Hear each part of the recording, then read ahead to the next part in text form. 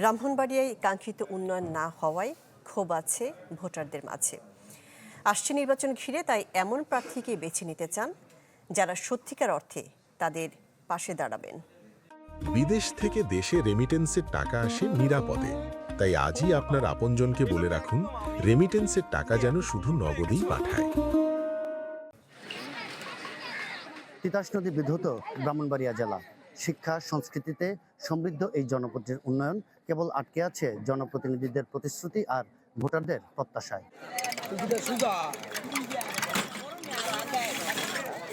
ত্রয়োদশ জাতীয় সংসদ নির্বাচনকে সামনে রেখে আলোচনার ঝড় উঠেছে অলিগুলি থেকে শুরু করে চায়ের কাপেও।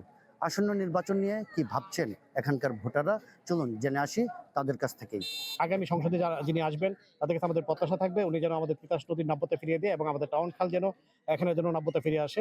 নারীদের নিয়ে যে আমাদের সমাজে যে অবমূল্যায়ন হচ্ছে সেটার দিকে যাতে প্রার্থীরা একটু নজর দেয়। নতুন ভোটার হিসাবে আমরা আসলে একটি সুষ্ঠু এবং নিরপেক্ষ নির্বাচন প্রথমেই চাচ্ছি। রাজনৈতিক পরিচয়ে অস্ত্র ব্যবসা, মাদক ব্যবসা এগুলো বন্ধ হোক ব্রাহ্মণবাড়িয়াতে। এখানে অবশ্যই একটা যাতে মেডিকেল কলেজ এবং একটা পাবলিক বিশ্ববিদ্যালয় যাতে করে। আমরা স্বচ্ছ এবং একটি সুষ্ঠু গ্রহণযোগ্য একটি নির্বাচনের ব্যবস্থা করার জন্য প্রশাসনকে আহ্বান জানাবো। জনযাতায়াত ট্রেনের উপর নির্ভরশীল হবে না, প্রত্যেকটা সেক্টরেই সমানভাবে থাকবে এবং নৌপথগুলো এগুলো সহকারে যদি আমরা ব্যবহার করতে পারি সেক্ষেত্রে আমি মনে করি দুর্নীতিগুলো এবং এগুলো রোধ হবে। দেশ কিভাবে উন্নত হবে, দুর্নীতি যেমন যে মেইন ইস্যু যেগুলি আমাদের, এগুলি নিয়ে আমাদের এখন আমাদের এই প্রত্যাশা যারা পূরণ করতে পারবে বলে আমরা মনে করি সেই দলকে আমরা ভোট দিব।